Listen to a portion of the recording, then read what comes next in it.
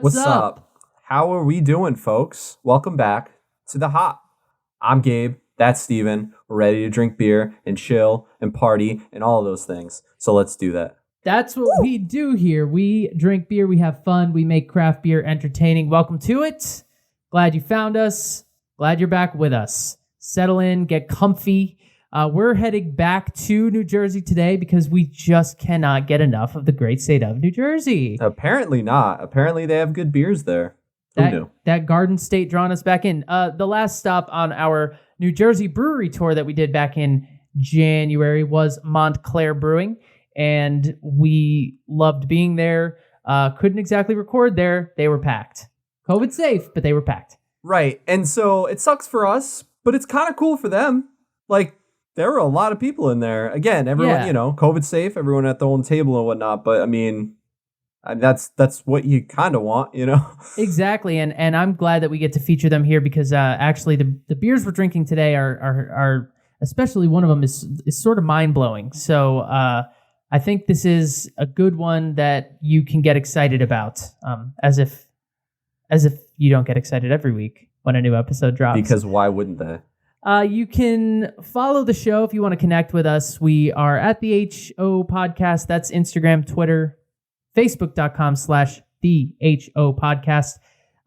You can follow our personals at Gaberade67 is Gabe, as it says on the screen here. I'm at Shakespeareist. Get in line, because I'm going to be posting one day. So it's coming, folks. It's coming. Get on Instagram. Start following now. If it's not a picture of the cat, I'm going to be upset. Follow now to catch that post when it drops. We are available on YouTube as well. If you want to watch the show, please head over to YouTube, subscribe, click the bell. Once you've subscribed, you'll get a notification whenever a new episode drops every week. And wherever you listen to us, if you could rate and review the show, we would really appreciate that. Rates, reviews, those kinds of things really help us get a sense of what you're liking, what you want more of or less of, and help us tailor the show to you, which is what we always want to do. So feel free over on Apple Podcasts to give us a review. We'll read it, and we will appreciate you as a person.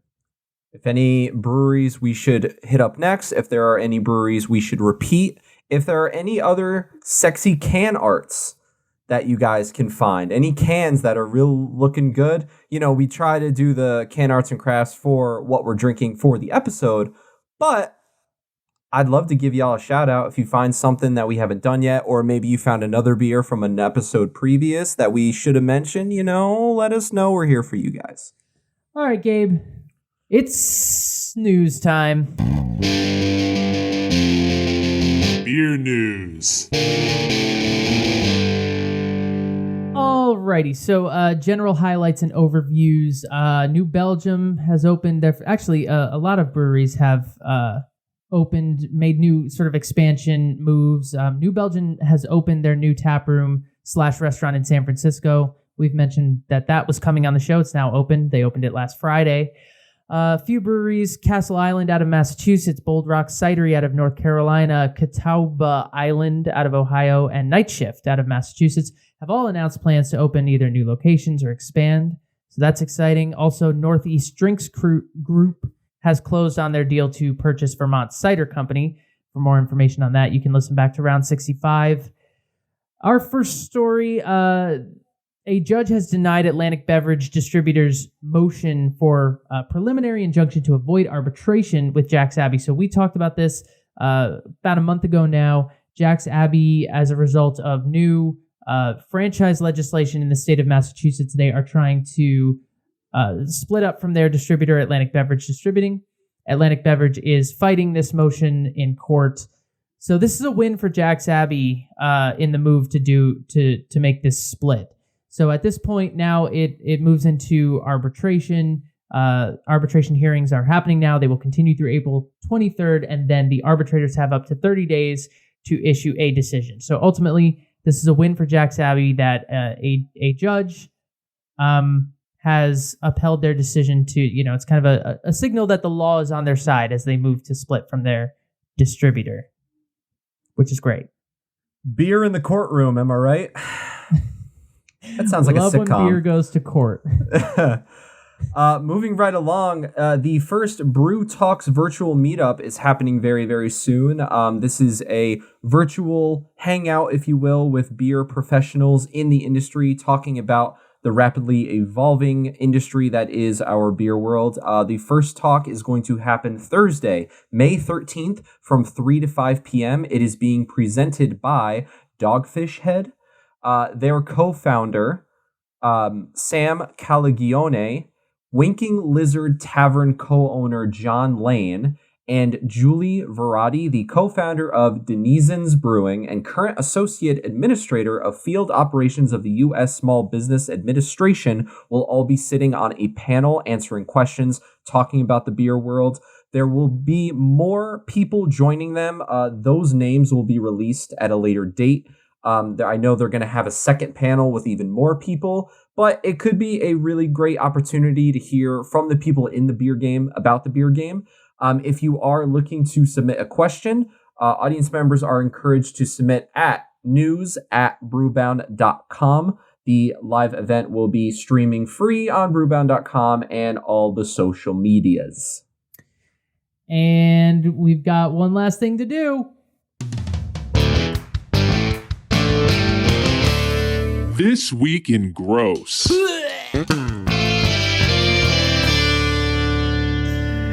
Oh, I can't get enough of that. The best part of the news and notes. Four Quarters Brewing out of Winooski, Vermont. If you don't know Four Quarters Brewing, you should.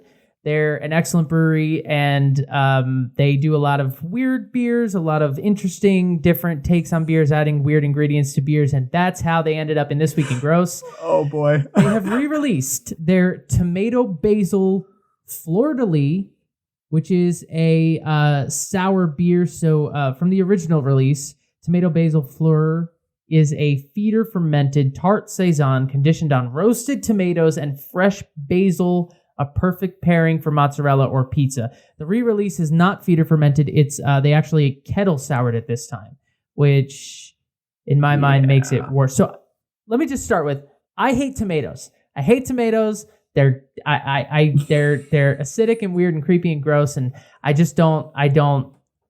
don't need to debate it. I just don't like them. I don't understand Bloody Marys. I don't understand drinking tomatoes, and their Instagram has they even got a picture of when they were making it, and there's just cut up tomatoes everywhere, and it's the only thing. And Steven almost passed out. The only thing that should come out of that is a pizza, but what happened was a beer.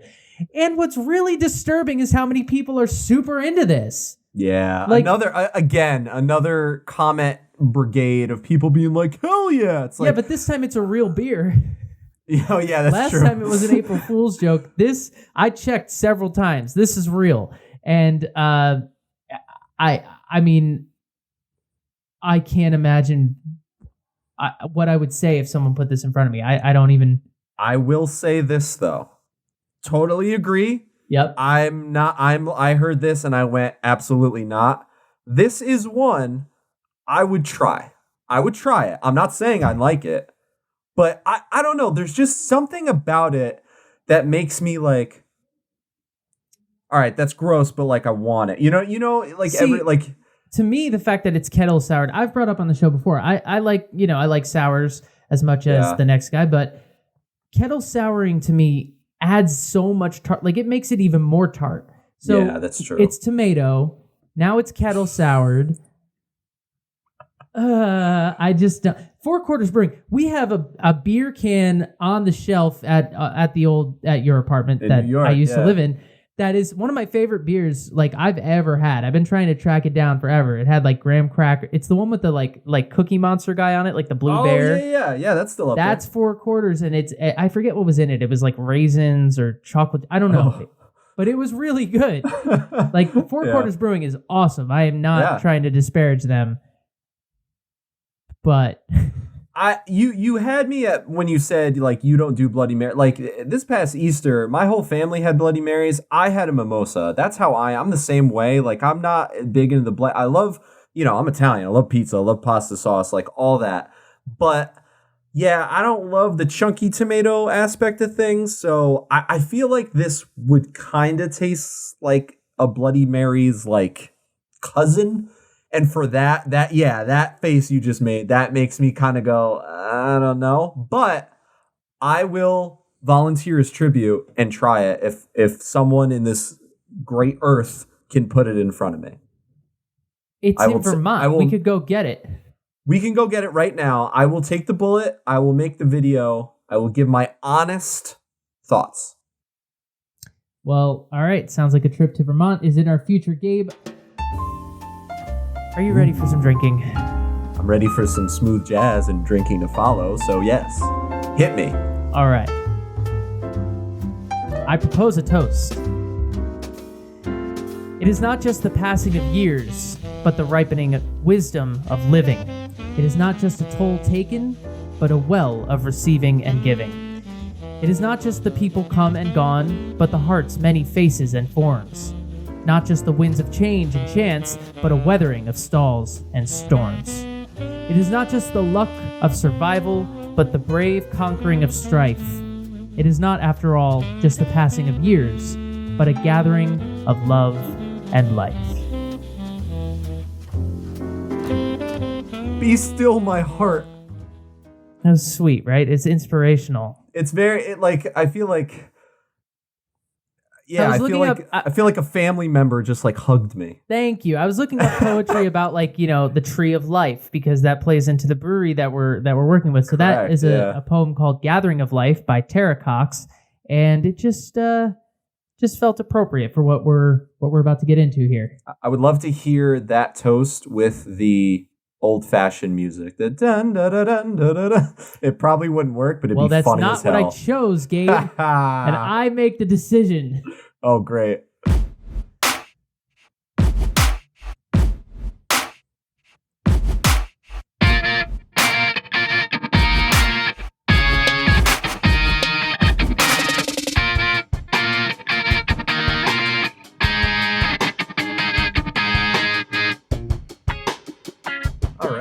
Alrighty, so... Speaking of weird beers, before we get into the weird beer, I think we should briefly talk about our other selections we had when we visited the brewery. Well, yeah, we'll get into that, but because we did visit the brewery and we had wanted to do a taproom special and stuff. But we'll get into that. But I think that we should give this a little sippy sip, because it's just sitting here calling my name. Yeah, that is true. It was poured a little while ago. Okay, let's do it. It's the Tantrum Sour Stout. And yes, I said that correctly. It is a sour stout. And that's already crazy. So it's 5.2% ABV. Untapped has it at 3.42. This is, I don't even know. There's no rules for this. This is going to be so weird, and I'm here for it. This is the kind of stuff we want. We want this just we want to read a beer title and go, wait, what? Yeah, this, I don't even know. There's no playbook for this. There's no frame of reference. I don't even know what to expect right now. And this is how we're starting the episode, so it can only go up from here. Yeah, exactly. I mean, we've had sours, we've had stouts, but they decided to sour stout, because that's Montclair Brewing in a nutshell. Hey, why not? From the bottle, this complex stout delivers unexpected sour and tart notes to pucker up all moods. Okay, I mean, sure. It's a stout, but it's a sour, but it's a stout. I don't know how it's gonna work, but like we said, we're here for it. Right off the nose, I feel like I'm smelling more stout than sour, but I am smelling some sour, and it's just getting me concerned. On the bottle, if you're watching on YouTube, you can see there's kind of a woman screaming, just head in her hands, just losing her mind. It really says 2020 to me. But that is this is what 2020 looked like. Yeah. What we're working with. I would say it is the color of a stout for sure. It's a 39 or a 40. Yeah, I would call it that. It's, pretty I'm jet drinking black. out of a Tiku glass, and as you can see, the head is thick, it's frothy, it's more fizzy than a stout. It's not creamy.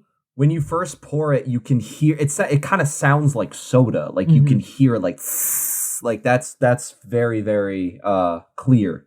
And excellent retention, like almost scary retention. Like I'm gonna have to shovel my way through this foam if I want to get at this beer. I poured mine a little bit before you, so I don't have any head retention left, but that's what mine looked like. I've got just a regular pint glass, but yeah, what Steven has now is exactly what I had.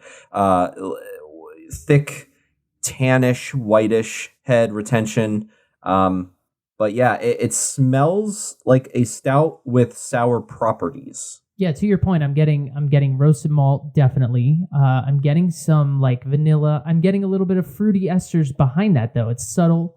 I can't really tell what fruit it is. I think it's in the berry realm, but it's these like fruity esters behind the roasted malt that are like really subtle. I mean, if you just smelled it and didn't think about it, you might not get that. But it's almost like smelling like chocolate covered raspberry or something. Yeah, it's definitely this is like an edible arrangement, if you will. Like it's just very complex. It's very to your credit, exactly what you said. You know, it's chocolate covered fruit.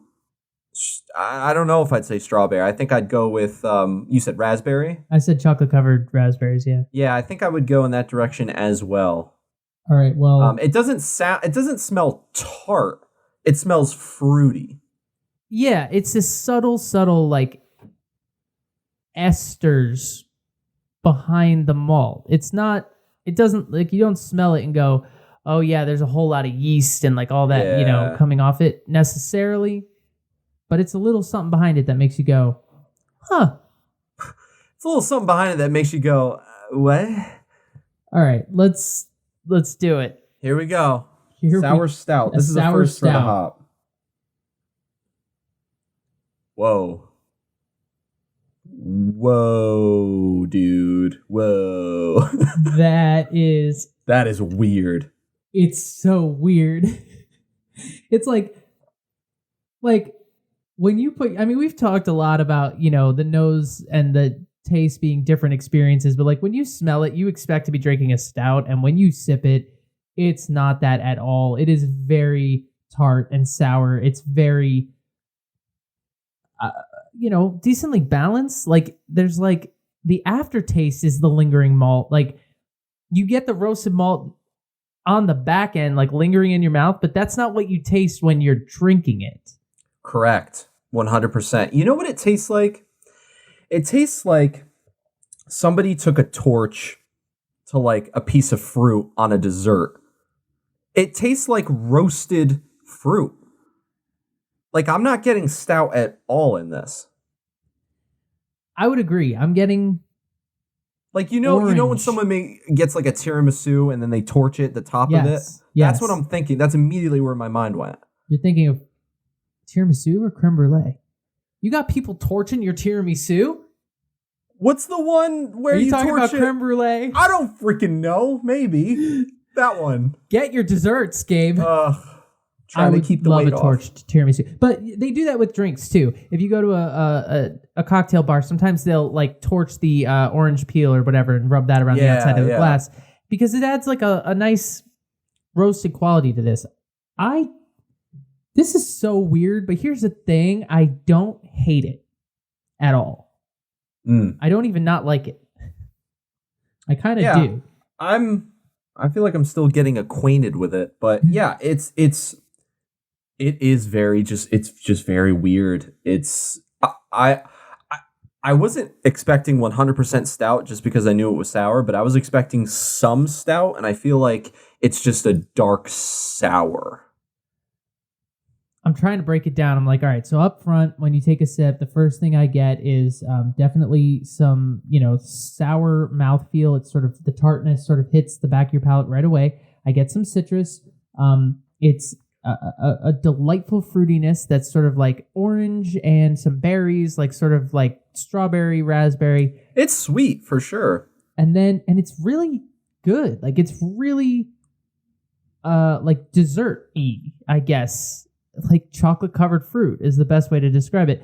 Yeah. Then when you swallow it, there's this lingering, like it's almost like cherry cola or something. I don't know. There's some like, It's like if you went to that one of those Coke machines and then you press two flavors that just don't go together, and then you drank both of them at the same time. Yeah, it definitely has a vibe of you go to the soda machine and you get a few. I would 100% agree with that. And I don't know how insulting that is to some people, but that's just what I'm getting. Yeah, I don't know if I'd be able to drink more of one of these in a night, to be honest, just because of the flavor. And it is very sour though on the palate. Like it's really there. Yeah, but it's fairly light in terms. It's pretty well balanced. Pretty well balanced. I mean, there's a lot of roasted malt on the back end that sort of like is just hammers away at you. But it is highly carbonated. It's definitely one you should take your time with if you can. I'm kind of chugging it because I just can't believe what I'm dealing with. It exists. But to that end, the lacing, if you can see it on YouTube, is pretty amazing. And this head is just floating down with the beer. It's still there. It's just hanging out. Yeah, but I am getting a little cherry cola now that you mention it. Now it's just in my head. The more I sit with the aftertaste, the more I'm not sure I love it. It's kind of like just the aftertaste. It's kind of like this lingering, like, it's like when you eat a lot of burnt popcorn and you're like, all right, I want that out of my mouth now. Yeah. I don't hate the aftertaste, to be honest. I think it's just very weird and different. But I mean, yeah, it's definitely got that like, I might need a glass of water. Yeah. What I love about it is the experimental nature of it. And I think that speaks to the brewery as a whole. You know, we can get into what they have on tap now, but I think to your point, we should probably talk about, so we did visit, yes. and we sat here in this tap room behind me and we had some beers, and I had a flight. And so I will kind of give you a breakdown, even though I don't have the beers in front of me. I did their spicy pineapple ale, which at the time we weren't sure what made it spicy. Based on other things on their menu, I believe there were habanero peppers involved, but it was hot AF. I mean, it was hot. Like sometimes you have spicy beers and it's like, oh yeah, it's a little spicy. No, this shit was hot, and very good. I had their Black Mamba Lager, which it was a while ago. What I wrote down was roasted malt, burnt popcorn. So, you know, I remember you liking all of these beers, if that's any indication. Like you didn't. I remember you didn't once were like, oh, what's that? Like everything was good. So I had their Black is Beautiful, which they put Baobob in it, which is a fruit that they like and they use. It's an African fruit that we'll talk about more on our next beer. And then I had their Hoboken Farms Scotch Ale, which was just, I mean, bang! Exclamation point! Like it always is. It was brewed with maple syrup. It was maple. It was sweet. It was bourbony. It was oaky. It was delicious. I love a Scotch Ale. Everyone should make a Scotch Ale. So that was me. I apparently only had one beer. I don't remember that. I was saying to Steven earlier, maybe I had two of this beer. I don't remember only having one, but that's what I wrote down. You bitched out, bro. Bro, Mama didn't raise no bitch. Don't you ever say that to me. I had it's called the Age White House Honey Amber Ale. It is 5.2%. It was aged in Jack Daniel's barrels.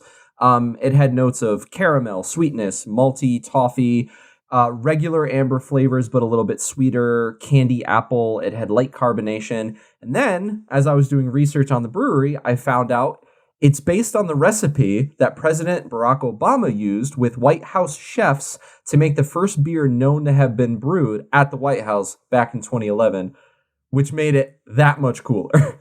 I can't even describe the feeling that went through me when I found that out. Like, yeah,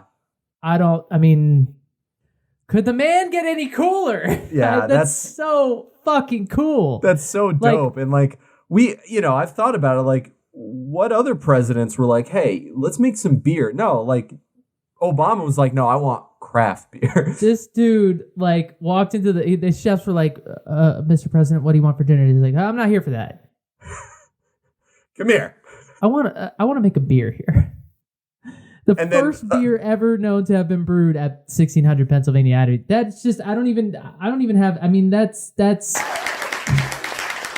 God bless America. Yeah. And I just think of like all the chefs there.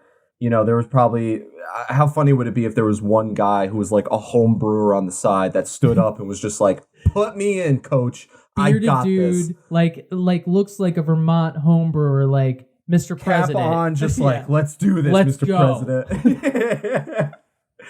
So that's what we had at the brewery. Like we said, we were unfortunately unable to do a taproom special, but it's a dope spot. We ate snacks. We drank beer. It was a lot of fun. Yeah, so they have this. If you're on YouTube, you can see behind me. They have this nice tap room. It's sort of like a lot of these tap rooms, sort of nondescript. Theirs is very like, I mean, you almost get the vibe that like they sort of just plopped a bunch of tables in like on the brewing floor almost. It's not it's nicer than that, but it's just like you're right in the thick of it. It was again COVID safe, but I mean as COVID safe goes, it was pretty packed. Lots of people in there enjoying some beers. It's a company that was started by a husband and wife. Leo and Denise are their names. They're co-owners, and basically Leo was a home brewer. It's an age-old story. He was a home brewer, had a passion for it, and wanted to turn it into a business. He was not a home brewer here. He was a home brewer in his hometown of Burkina Faso, which is in Africa. He was home brewing in Africa and brought his talents here, which absolutely incredible. That's what we love to see. Yeah, bringing just a different perspective culture to it and a different culture to it's awesome. And because of that, you see first of all, beers brewed with Baobob, for example, which is a fruit that we I don't know anything about. I've never had one. I've never had me a Baobob, but apparently it's a superfood. We'll get into that with the next beer. Spoiler alert. It has to do with that, but an air of experimentation, thinking outside the box, as this beer is a perfect example of. They say on their cans, our mission is to build a stronger community bond through craft beer. Our African and Caribbean roots are often infused into traditional beer styles to bring you an eclectic offering of fresh beer. There is usually a Montclair Brewery beer style for everyone. And I think that's, 100% true. I mean, we've already talked about sours. We've talked about the ones we have. A spicy ale, a lager, black is beautiful. The Scotch ale, you had an amber ale. I mean, it's all over the place in the best way. And more to follow. We have other beers to share. Yes. But yeah, I mean, they're another one. They've got a beer style for everyone. They've got a bunch of beers on tap at the brewery, all different styles and different, they all have interesting names. You had the Black Mamba, which was in dedication to Kobe Bryant, great stuff like that. One thing I wanted to talk about was their Black History Month beer series. Each year during Black History Month, they release a special beer series inspired by African culture and prominently Black figures. If you go on their site, you will be able to see basically what they did in 2019, 2020, and now 2021. Just to share a few, Noble Like It Is Porter, which was inspired by Gil Noble, and it's a collaboration with Harlem Brewing Company. They've got their Black is Beautiful Stout with Baobob and peanut butter. Steven, don't drink it.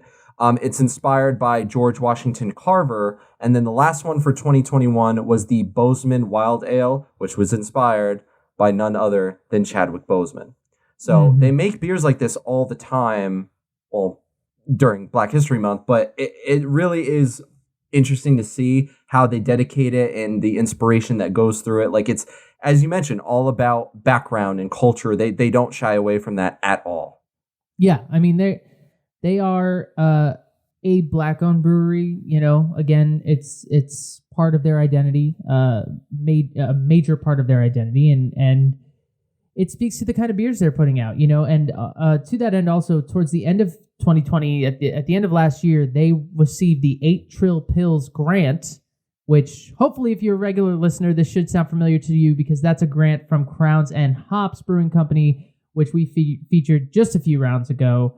It's a grant program that offered a total of $100,000 awarded to 5 Black-owned craft brewery or craft beer businesses to provide financial support for a variety of things. So they're a recipient of that award, which comes from this other brewery that's out in California that we have featured as well.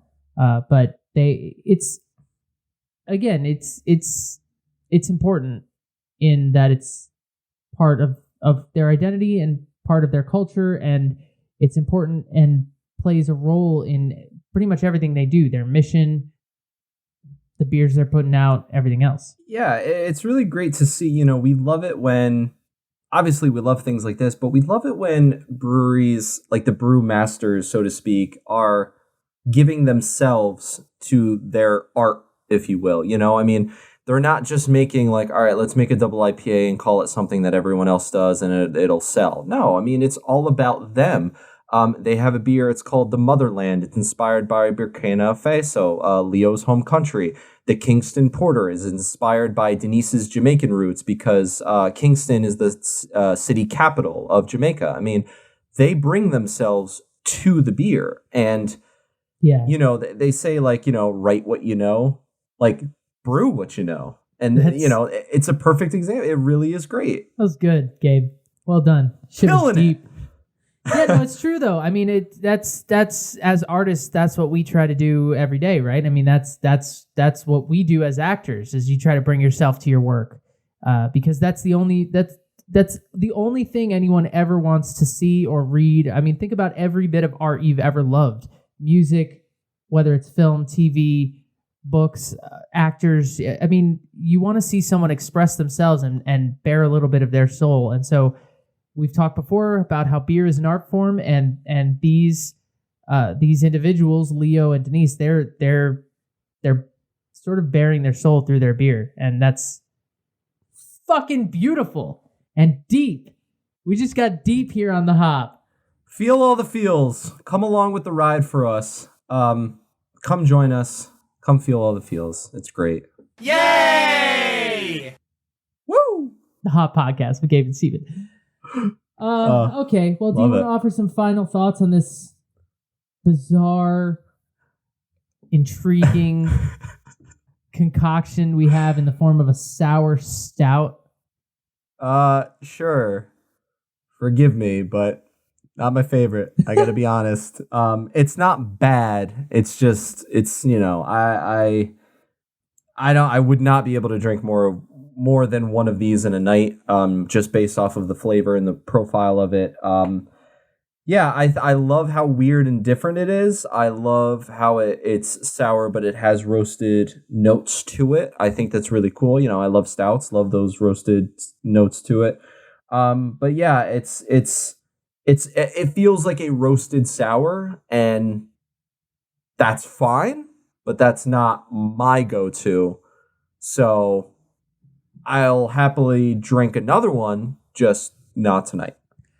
I have a lot of the same feelings you have. However, I don't have as much of an aversion to it. I'm actually really intrigued by it. I mean, I think my thing here on the show, especially as we do more and more episodes, is beers that just pique my interest. There's no framework for this. There's no template for it. There's no Brewers Association guidelines for this. This is just something nobody does, and it's insane.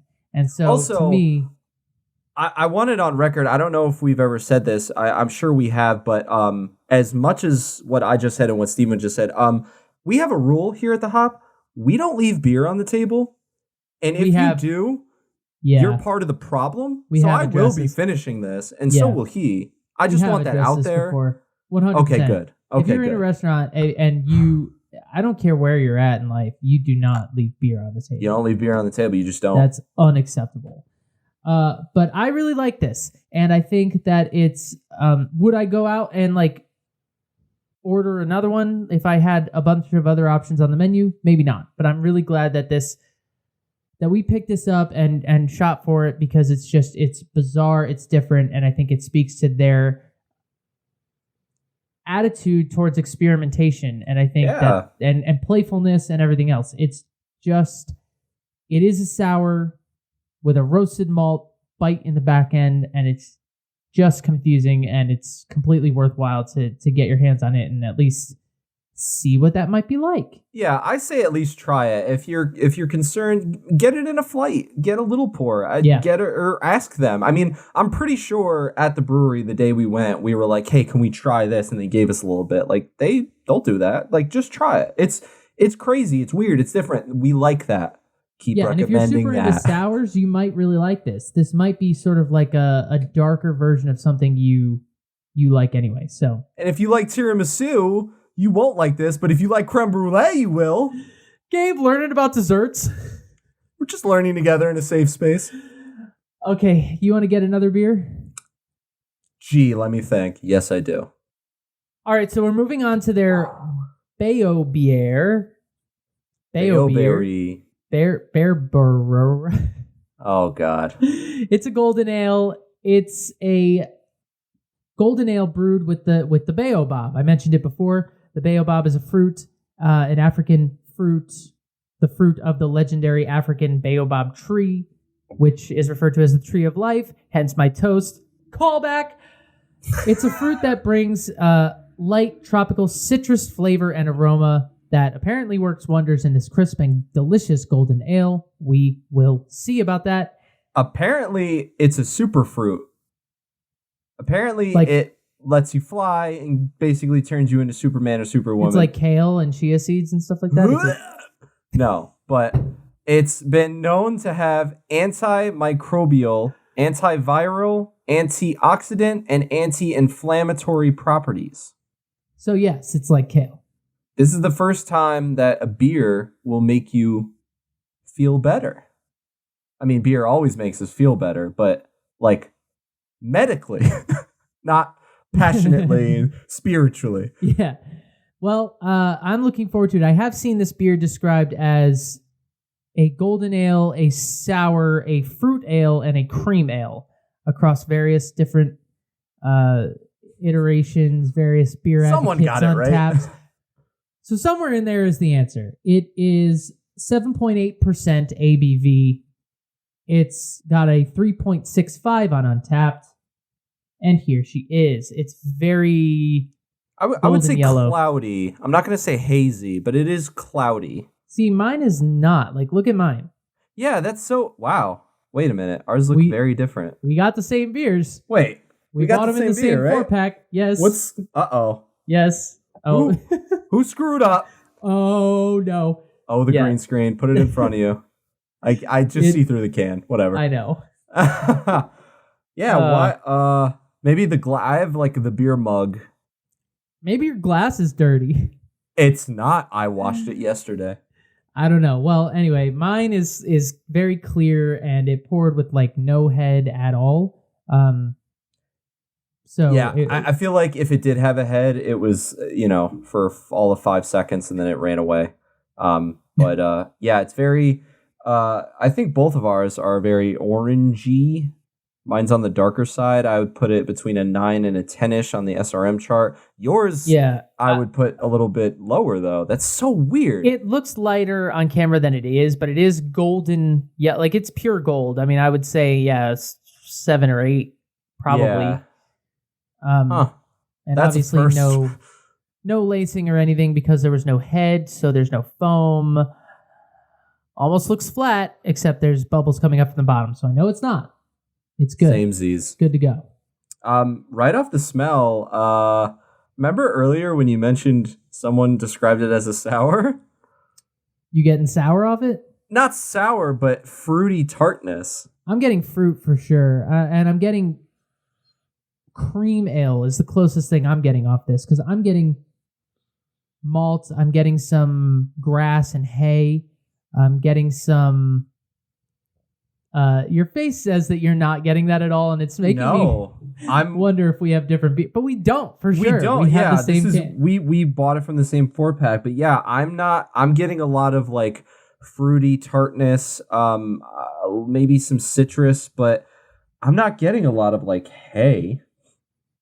Not a lot, but there's a grassiness to it for sure. There's honestly not a whole lot of smell coming off it. If I had to put it in a category just off the nose, I might say Pilsner. Because it's just very light. And it is. Yes, it is very light. It is very like it's not, overpowering with aroma. It is very like you have to kind of get in there to smell anything. Yes. Okay. So maybe we do have the same beer. It's in the same can and it was bought in the same we both 4-pack. just looked at each other like, uh-oh, did one of us mess up here? No. Well, we bought it in the same form. Now, it is a silver winner in the 2020 New York International Beer Festival, so that's a glowing endorsement for this beer. And also, it's one of their, I don't want to say it's their flagship because I don't think it is, but it's one of their go-tos, one of their Populars. OGs. Yeah, very popular. Absolutely. Yeah. Absolutely. They have they have another golden ale. I believe they have another iteration with the Baobob fruit. I could be wrong about that. We'll get into that later when we look at all the beers, but this is definitely one of their go-tos for popular demand. And they like this Baobob fruit. I mean, we saw it with the Black is Beautiful too, and it's in a few, like, it's a fruit that it's kind of a go-to for them. And it's, something they know about that really we don't see here very much. So again, it's that African culture, that African history of brewing, right, coming into their operation. Yeah, I did a little bit of research on the fruit. Apparently, they grow off of trees. They're very citrusy, and they're very delicious. Who knew? I was going to make fun of you for the they grow off of trees thing, but I guess some fruit does grow on a vine, so I'll give you that. Mm-hmm. All right, well... let's taste this mother. Let's taste her. Here she is. Here we go. Ooh. It's like sweet, floral, definitely fruity notes. Doesn't taste like a sour at all. No. Yeah, I was just going to ask. Tastes like... I don't even want to say ale. I feel like it's its own thing. If I had to put a category on it, I would still say cream ale. It is creamy in the mouth. It is luscious, floral, like you said, for sure. Yeah. But the fruitiness is definitely there. That tropical fruit, the Baobob, is present, and it's tropical. I mean, it's close to guava, I guess, or it's very, very flavorful. Yeah, it's really good. Yeah. And can I remind you, it's 7.8%. Right? Isn't that like... This is dangerous. Taste like it. Yeah, this is dangerous. This is... no. Oh, it's so delicious. It's so good. It's so... It's very sweet, but it's not too sweet. It's just like just enough. It's definitely makes you want to go back sipper. I think if you're bold like us, you'll do more of one of these in a night.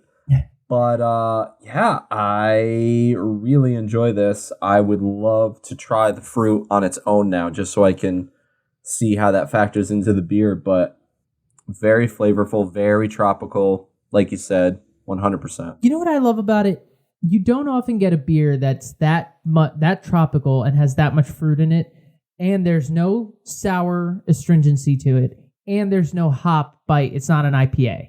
Like, we're just getting a citrusy, fruity beer with a solid sort of Pilsner malt backbone that just, it rides on. But the fruit is the star of this, for sure. So would you describe this as an easy drinker? Easy drinker? I mean, other than the ABV, yes. And that's why I think it's dangerous. Like, absolutely. I think it's medium bodied. It's got a kind of gentle carbonation. It's pretty, it's the kind of beer that, like, on a nice, at a nice summer barbecue, I would love to sip on this. Absolutely. Because it tastes like a it doesn't taste like a Pilsner, but it's an easy drinker in that sense. However, it's 7.8%, which is really close to 8%, which is a really dangerous number.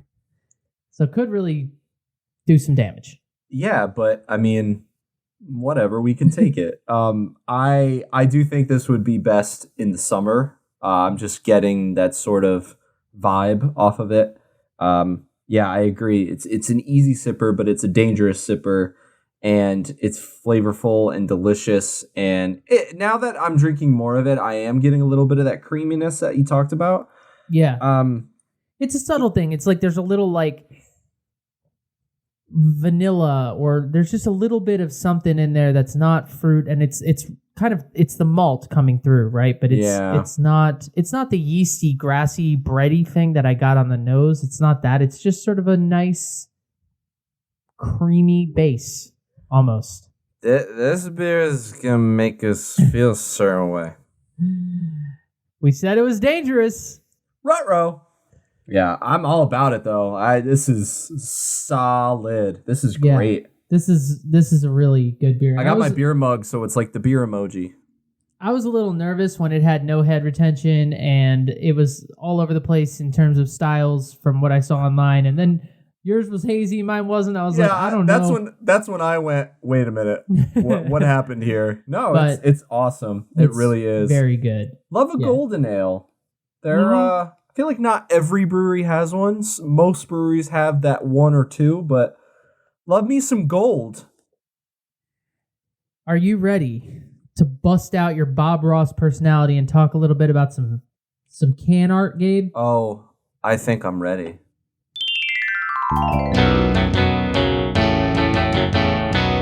Can art and crafts. All right. So for this can arts and crafts, I unfortunately can only talk about one can because the sour stout is in a bottle.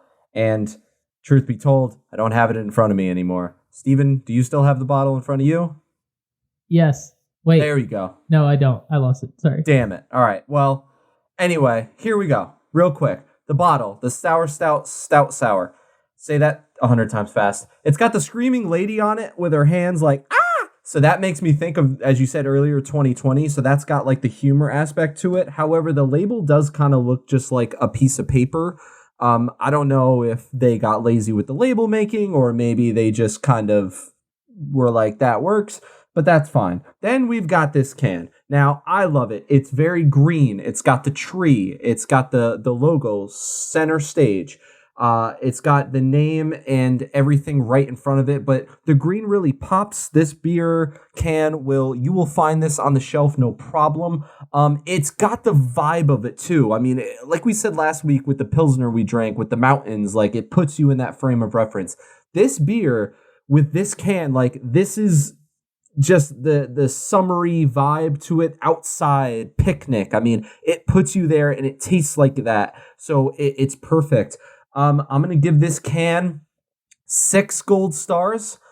I don't know what the possible outcome is, but I really like it. Blue is normally my color, but it makes sense for the green, trees, earth, nature, all of that. Bob Ross loves it. Bob Ross is here, and he is a big fan of it as well. And that is another edition of Can Arts and Crafts.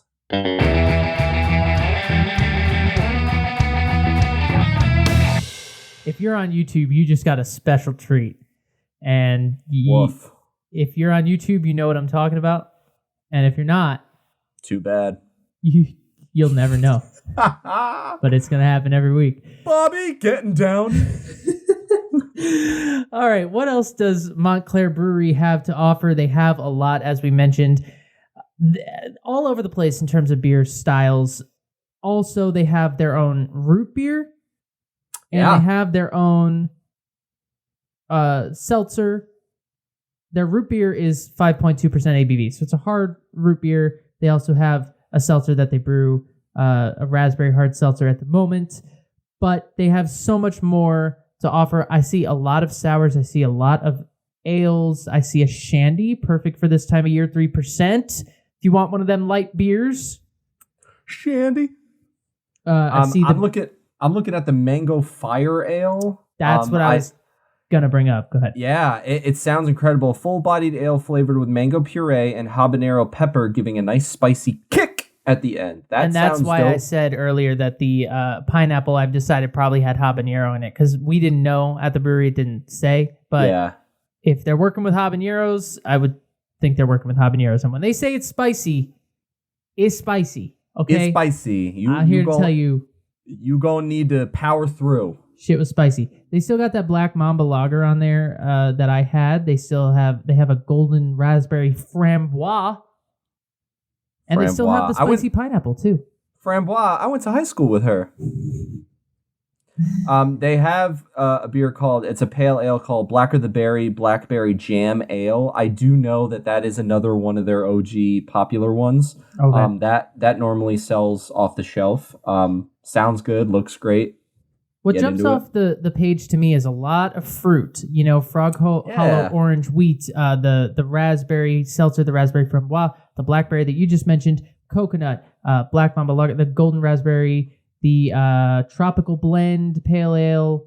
The Baobob is several places on this menu, and there was the Hava Guava IPA. So I looked at that one too. A lot of tropical fruit going on, playing in again to those Afro-Caribbean themes that they work with. Yeah. But I really want to try the Bozeman Wild Ale just because it's a tribute to Chadwick Boseman, but it says a complex ale brewed with juniper berries.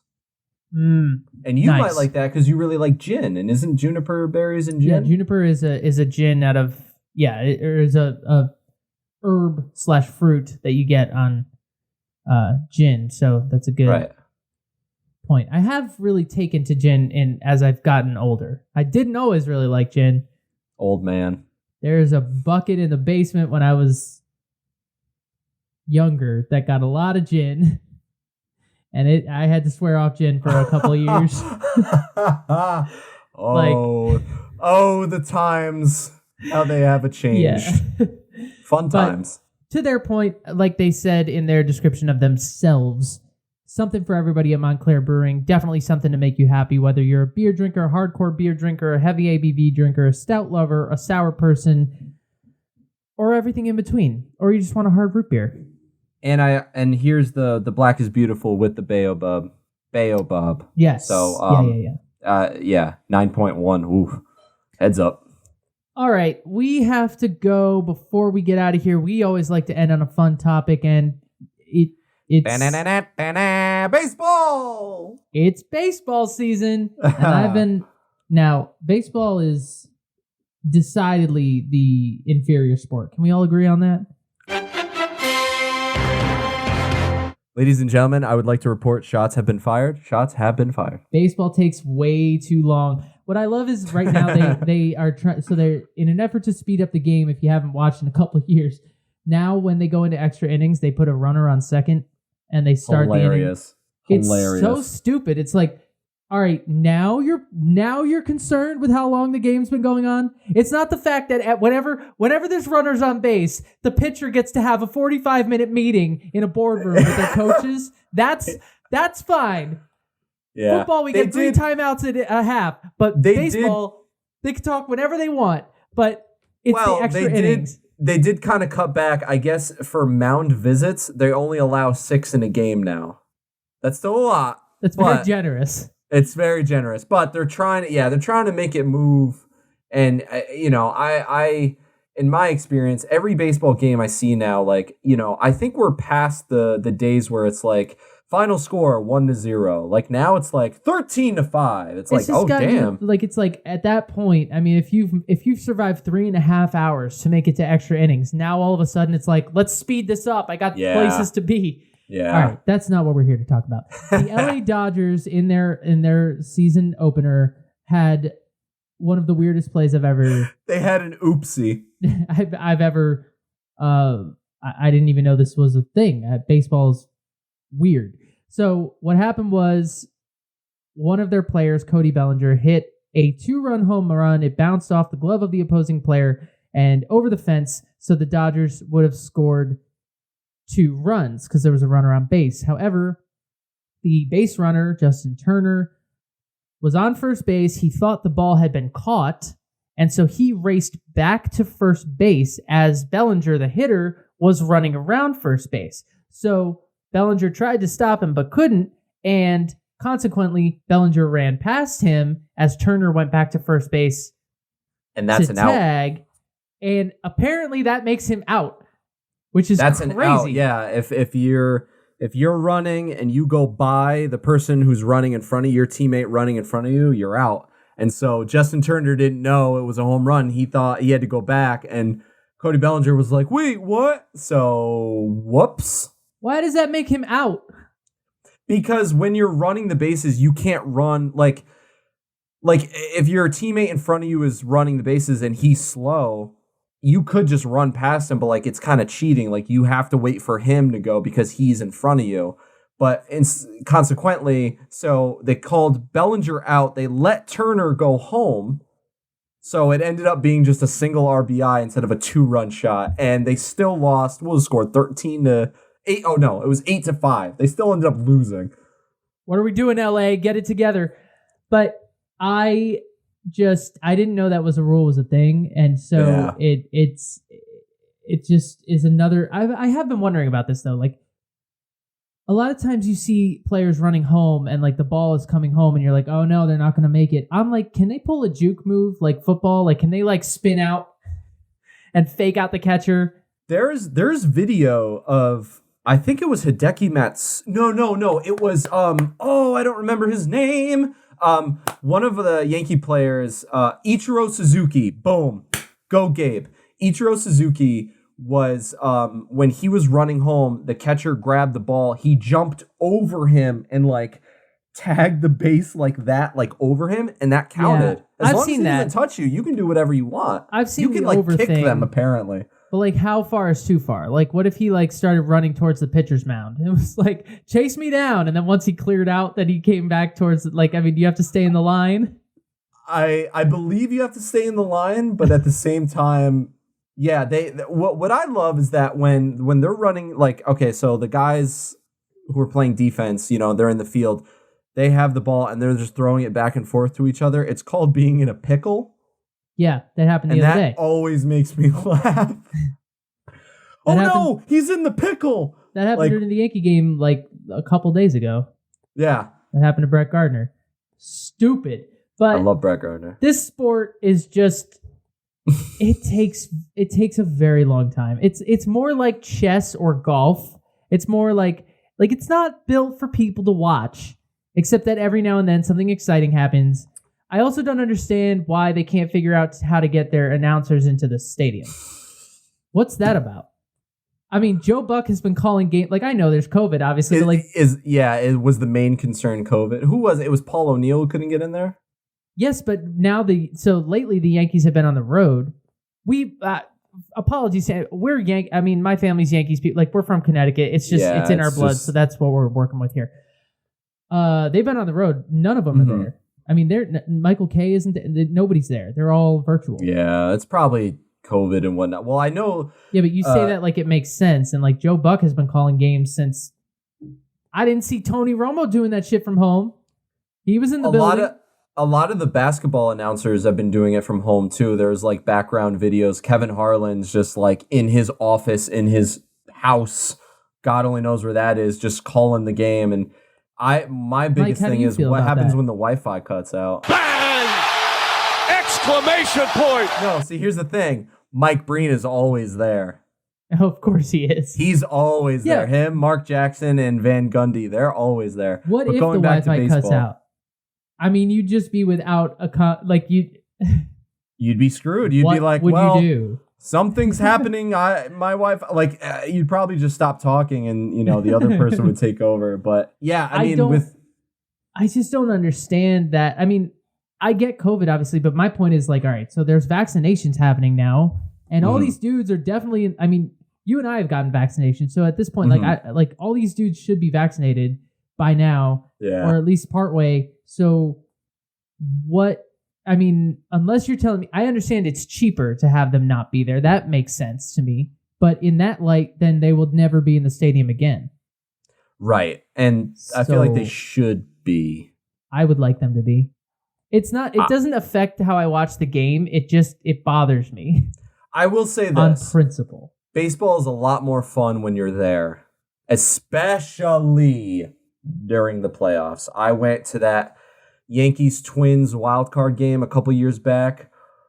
Luis Severino got pulled in the first inning. We were like, well, this is over. Our season's done. Aaron Rodgers, 2-run shot. Didi Gregorius, 3-run shot. Aaron Rodgers is not on the team. Aaron, he's hosting Jeopardy, homie. Oh my God. I've been hanging out with you way too much. Aaron Judge. There we go. He hit a 2-run shot. DD hit a 3-run shot. I mean, we were standing up. That place was electric.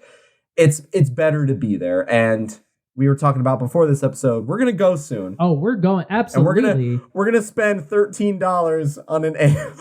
That's what I don't understand. I mean, that's the great thing about baseball is that the tickets are dirt cheap. In football, they're not at all. But yeah, I'd happily go. Yeah. And spend more money on my beer than on the ticket. It never makes sense. I don't know. And they give you a tall boy, but still, it's like I don't know. We can discuss prices later, but the point is the Dodgers made a whoopsie and they lost. So all right, we got to go. Montclair Brewery, fantastic. Something for everybody. A brewery, bringing themselves to their beer, and that's what we love to see. And whether it's a hit or a miss, whether it's a sour stout that Gabe's not really into, or this delicious Baobob concoction, they're delicious. really fun and definitely worth a visit. So check them out. Gabe, Absolutely. do you have any outdated sports references you want to make while I hit this drop like last week? Or who's playing this weekend? No, not this time. I'm sorry, Gonzaga. Drink good beer, love each other, stay safe. We love you guys. We'll see you next week. See you next week.